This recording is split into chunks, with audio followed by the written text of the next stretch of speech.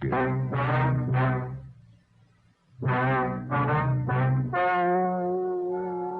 and gentlemen, the story you are about to hear is true. The names have been changed to protect the innocent.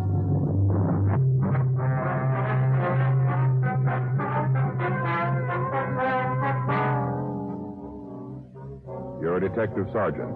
You're assigned the Bunko fugitive detail. A man tells you he's been taken for a large sum of money. He thinks it was a swindle. Your job, run it down. The documented drama of an actual crime. For the next 30 minutes, in cooperation with the Los Angeles Police Department, you will travel step by step on the side of the law through an actual case transcribed from official police files. From beginning to end, from crime to punishment, Dragnet is the story of your police force in action.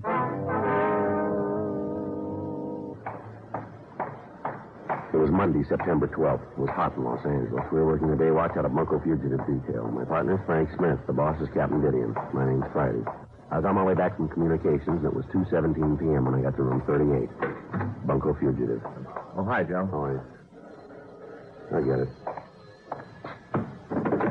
Bunko Fugitive, Friday. Yes, that's right. Mm-hmm. Well, when'd you see him last? Well, how much was it? How much? Mm-hmm. All right, sir. We'll be here. Well, right away if I were you. All right, fine. Fellow's coming in to talk to us. Yeah? Says he gave a friend of his $40,000. Oh. Kind of broke up their friendship. What do you mean? The guy skipped out.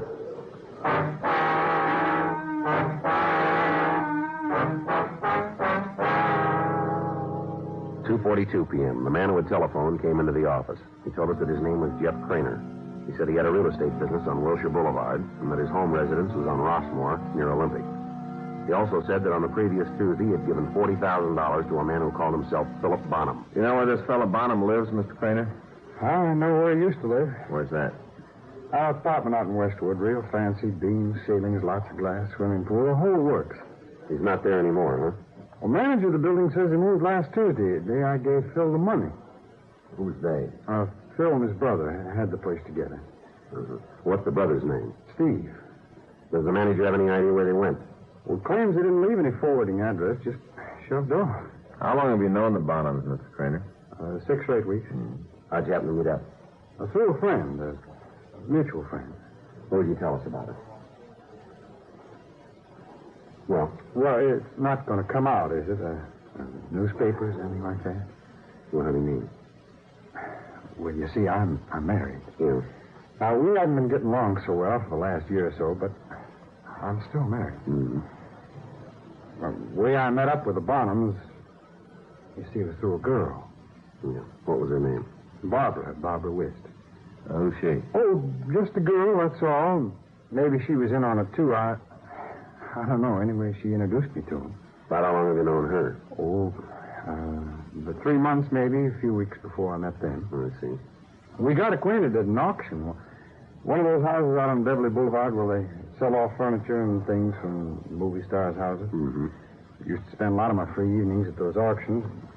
Wasn't any point in staying home, not my wife feeling towards me the way she does. I didn't buy much, just a piece every once in a while. It looked like a bargain. And that's where you met this woman, huh? Yes.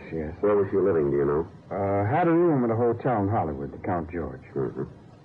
So go ahead, Mr. Craner. What happened next? Well, we got to be pretty good friends, and one night she offered to put me in touch with a couple of guys she knew who said they were interested in buying some real estate and that I might as well handle the deal. Well, that's how I met up with the Bonhams. Yes, sir. We went out to their apartment. They're having a little party. A couple more girls were there. On a Friday night, I guess we all got kind of loaded. Next thing I knew, we were all flying down to Vegas for the weekend. Well, we sure had quite a time for ourselves. Stopped at one of the best hotels, Chateau Lafayette.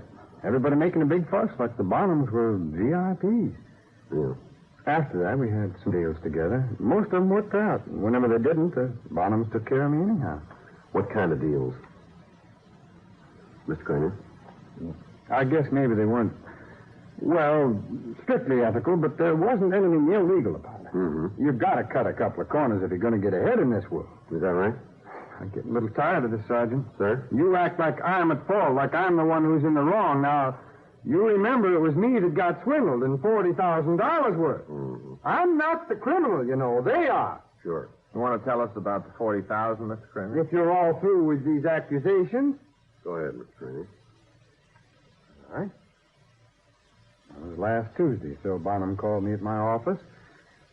Said he had to see me right away about a proposition, a really big one. Mm-hmm. We met for lunch. Bonham said they'd just had word from one of their contacts in Las Vegas. A couple of Eastern gamblers had tapped the casino of the Chateau Lafayette for $250,000. Mm-hmm. Now, the Chateau needed some money, and they needed it fast. So the owners were willing to sell a 5% interest in the hotel for $100,000. Now, Phil said it was a cinch that we'd get our investment back inside of 6 months, and from then on, it was just gravy. Everybody knows how much those hotels in Las Vegas make. So you gave him the money. Yes, I drew it out of the bank that afternoon. Had to be in cash. Did you know the denominations of the bill? They were all hundreds. Mm-hmm. What happened then? I went back to the office, and the Bonhams took off for Las Vegas. At least that's what they were supposed to do. They said they'd call me from there. But when I still hadn't heard anything by Friday, I went over to their apartment and talked to the manager. He said they'd moved out Tuesday at 5 p.m. Why didn't you get in touch with us then? They didn't seem like crooks, not a bit. What were they like? Well, what? Would you describe them for us? Well, Philip's the oldest. He's about 45. Mm-hmm. Light hair, complexion, How big is he? tall, about 6 foot man. Thin, sort of rangy. Mm. What about his brother? Oh, Steve's maybe 3 or 4 years younger. A little shorter, not much though. A little heavier. What color is his hair? Reddish kind. The girl who introduced you to him, you said her name was Barbara Wist? Yes, that's right. How do you spell that? W-I-S-T. You want to describe her, too? Well, it's pretty hard to say how old she is. Guess I'm not very good at judging a woman's age. Well, approximately, then. Oh, 28, 29, 30. Could even be 35. Mm-hmm. Blonde, real white streak across the front. Very attractive. Good company, nice build. Well, you know what I mean. Mm-hmm. Have you tried to get in touch with her since you saw the Bonhams last? Yes, I called a hotel. Well? She moved out last Tuesday morning. Mm-hmm. Well, how are you supposed to know? What? Well, who to trust? They were so darn nice to me, the Bonhams and Barbara. There wasn't any way of figuring that what they were after. They, like you say, that they were just kind of setting me up. Mm-hmm. Well, you had a tip-off. Yes? Well, when? When you thought you were getting something for nothing.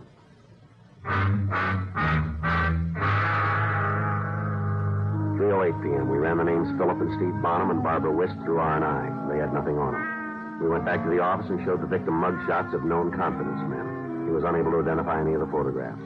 3:32 p.m. We showed him mugs of confidence women. No, not on that page, Sergeant. Uh-huh. Sergeant? My wife won't find out about all this, will she? Not from us. We haven't been getting along for quite a while, but, well, you know, she just wouldn't understand. Mm-hmm. Funny, aren't they? How's that?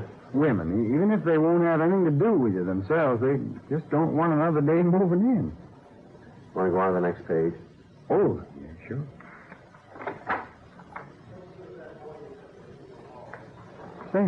Say now. Yeah? That looks like her. Well, is it? No, I guess not. There's something different there. Sure is a resemblance, though. Mm-hmm. Nobody on this page. Now, wait a minute. That was her. Where? Here, right here, the one I pointed out before. Oh, I see. That's Barbara, all right there. You said there was something different about this woman, didn't you? Well, there is, but now that I think about it, any gal's apt to do that. Do what? Dye her hair.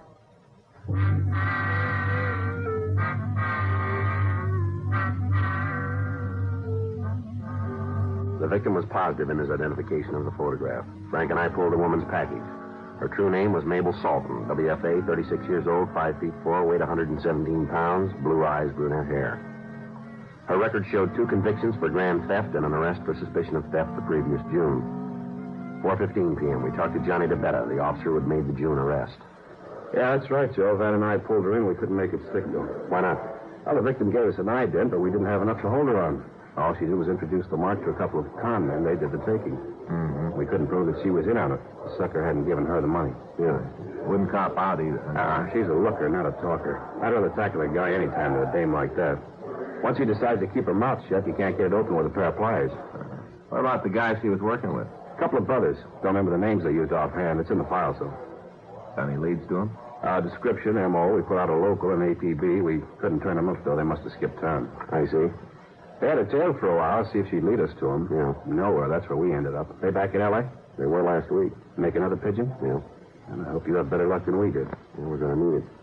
So we've moved on. It won't be very easy to catch up with. No? They got a lot of traveling money. Oh, yeah? $40,000.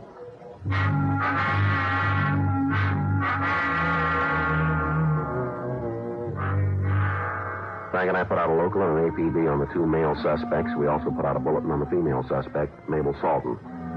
But we requested that in her case, no arrest be made. We asked to be contacted in the event that she was located. From Johnny DeBetta, we learned that the Salton woman had also met the previous victim at an auction. Auctioneers and owners of auction houses were told to notify us if they saw the suspect. We talked to the manager of the apartment where the male suspects had lived and to check the clerk at the Count George Hotel. They were unable to help us. We contacted Las Vegas and learned that the Chateau Lafayette was in excellent financial condition. We also contacted CII up at Sacramento to see if they could give us an identification of the male suspects. We received a negative response. No new leads developed. 5 weeks passed. Wednesday, October 19th, 9:46 a.m. Bunko fugitive Friday. Yes, sir. That's right. When? I see. Thank you very much. Goodbye. Tencher Auction House out on 3rd Street. Yeah? Auctioneer says he sold a couple of lamps to an old customer last night. Who? Mabel Salton.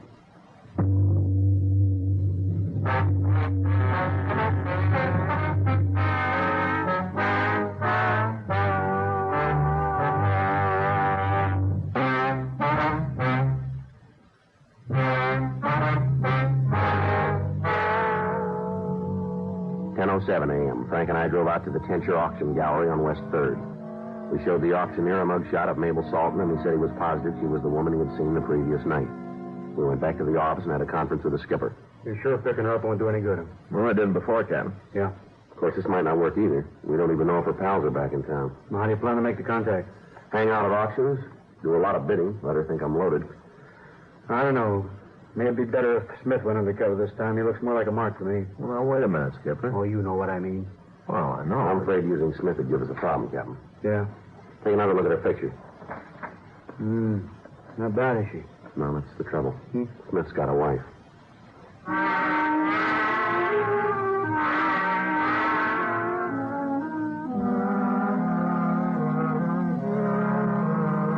Arrangements were made for me to assume the name of Joe Fawcett. I took a room at a hotel in Hollywood and established myself as a businessman recently arrived from Chicago. Auction houses were told that I would be bidding on various items, and if my bid was accepted, the item was to be re-auctioned at some future date, and any loss incurred would be made good. During the next week, I attended 4 auctions. The woman suspect, Mabel Salton, was present at 2 of them. Thursday, October 27th, 9:42 p.m., I attended the 5th auction. It was at the Tencher Galleries. I managed to get a seat next to the suspect. I have $45. I have $25. Who'll make it 30? Who'll make it 30? Come on, ladies and gentlemen. A mirror like this costs over $100 in any retail store. 25. Who'll give 30? 30. Don't forget, ladies and gentlemen, this mirror belongs to one of America's most glamorous actresses, Miss Nora Westcliff. You've all seen her dozens of times on the screen. Here's your chance to buy one of her personal possessions. And don't forget where this mirror was hung. In Nora's bedroom. All right, now who'll make it 30? I have 25. Who'll give 30? 30 here. Thank you, sir. There's a gentleman who appreciates the finer things. I have 30. I have 30. Going once, that's 30. 35. 35 who'll give 40. 35 who'll give 40. How about it, sir? Don't let the little lady take it away from you. If you really want it, it doesn't matter that much to me. Well, that's very kind of you. Are you all done? 35 once, 35 twice. So to the lady for 35. And now, ladies and gentlemen, our next item is a very unusual piece. It was designed especially... Thanks for letting my bid stand. That's all right. Forget it. If there's any way I can pay you back, And this lovely coffee. maybe you'd let me buy you a drink after the auction. No, that isn't necessary. I didn't really want that mirror anyway. I'd like to. Unless you're busy. No, not a bit. You got a customer. Now, you see how hard it is for them to lift it? Shows you the quality of the model. All right, boys, better set it down now again before you strain yourself. Haven't you done some of the other sales? A couple of them, yeah. I thought you looked familiar. Come to think of it, I remember the things you bought. Is that right? Yeah, very good taste. Thank you. Magnificent center of attention. This is the table for you. The laser is on his back. Cut his bakery. I just love these auctions. Of course, I always end up buying a lot of things I don't need. Well, that happens to me, too. And then afterwards, you feel so darn foolish, but there's nothing you can do. By then, it's too late. Yeah, same here. Well, that's true. It isn't properly treated first. But this table will never show a stain no matter what you Yes, want. we have something in common, don't we, Mr. I'm quoting Joe Fawcett. Joe Fawcett. I'm Mona Eastman. How do you do? Very nice to meet you, Mr. Fawcett. No, the pleasure's all mine.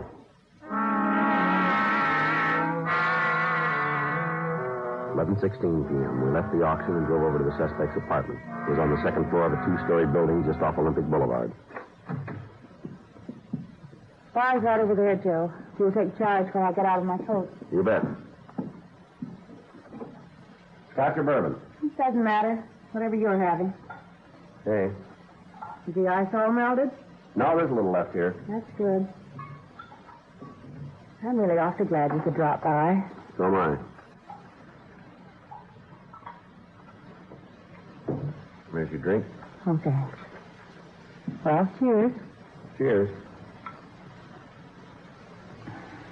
Strong enough for you? That's just the way I like it. Why don't we sit down? Sure.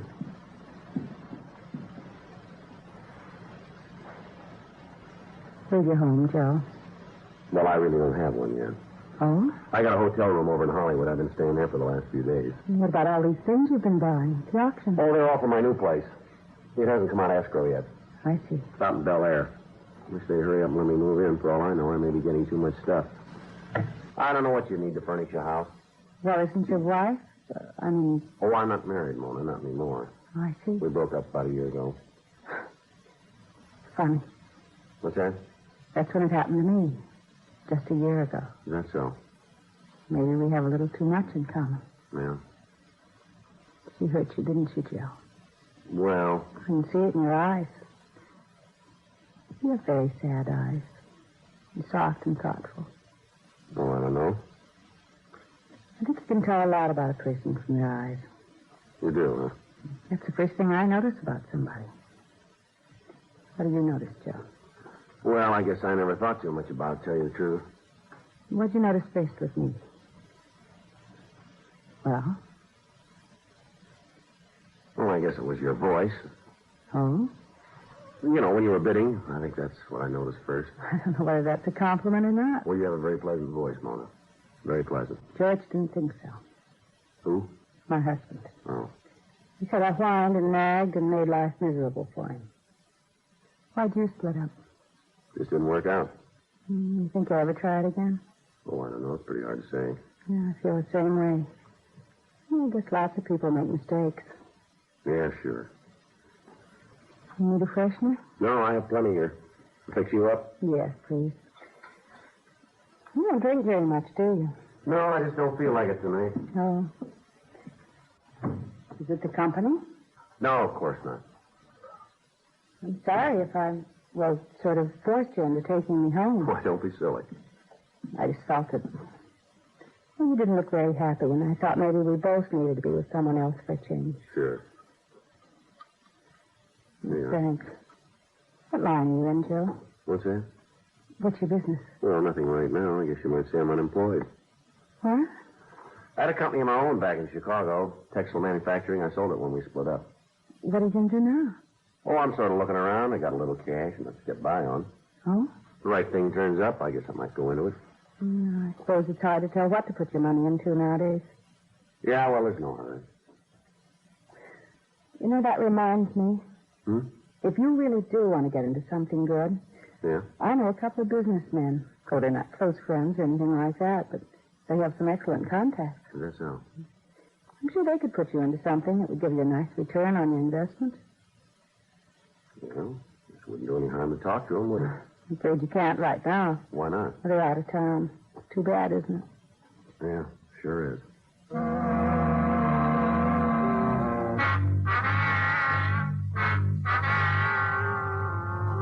The Salton woman told me she'd let me know as soon as her friends returned to Los Angeles. During the next 10 days, I saw her on several occasions. As far as I could tell, the so-called Bonham brothers were still out of town. Tuesday, November 8th, 8:40 p.m. I was in my hotel room. Hello? Yes, Mona.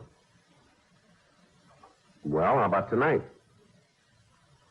Sure, I'll pick you up. By 9:30? Fine. Bye. You want to get me Michigan 5211, please? That's right. Extension 2572.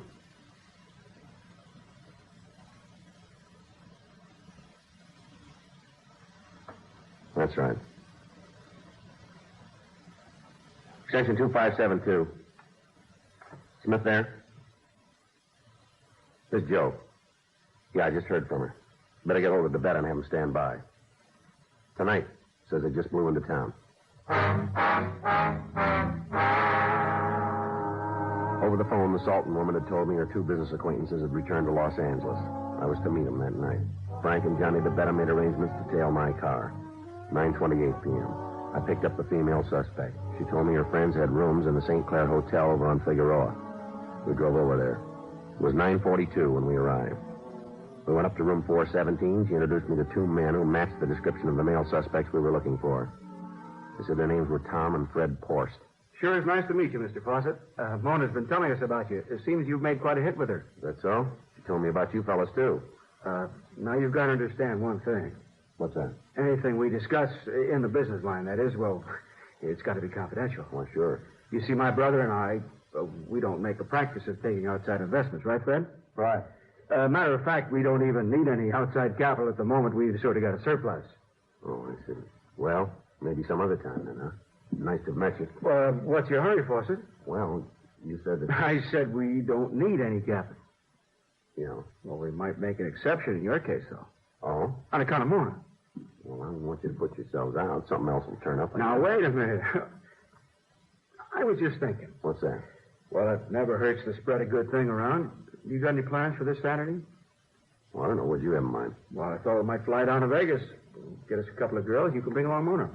Why Vegas? Oh, we got a friend down there. He made a killing at the crap tables a couple of years ago. Mm-hmm. Stuck it in $1,000 bill. Oh? Now, he sort of forgot to mention it on his income tax, and now he could use the loop, but he's afraid to cash in the bills himself. Yeah, I see. He might be willing to sell them to us at a discount. You interested? No, not very. Why not? An old con game like that? What? Was this the best you can do? The $1,000 bill routine's got whiskers on it. I should have known. What are you talking about? How would you know? Listen, Fawcett, what are you doing here anyway? Why'd you want to meet us? I was kind of curious about how you boys work. I heard a lot about you. Huh? Thought maybe I could pick up a new angle or two. Looks like I was wrong.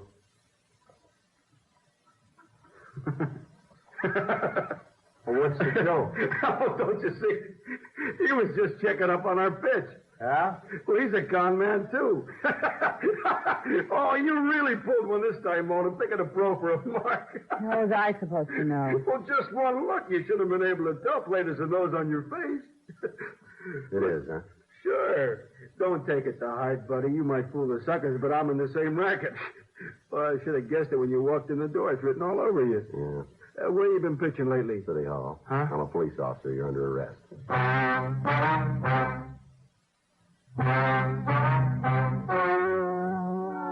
The story you've just heard is true. The names were changed to protect the innocent. On February 2nd, trial was held in Department 98, Superior Court of the State of California, in and for the County of Los Angeles. In a moment, the results of that trial.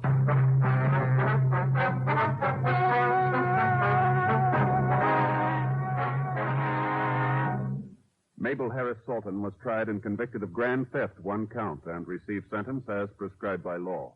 Thomas Herbert Porst and Fred James Porst, alias Philip and Steve Bonham, were tried and convicted of grand theft, two counts, and received sentence as prescribed by law.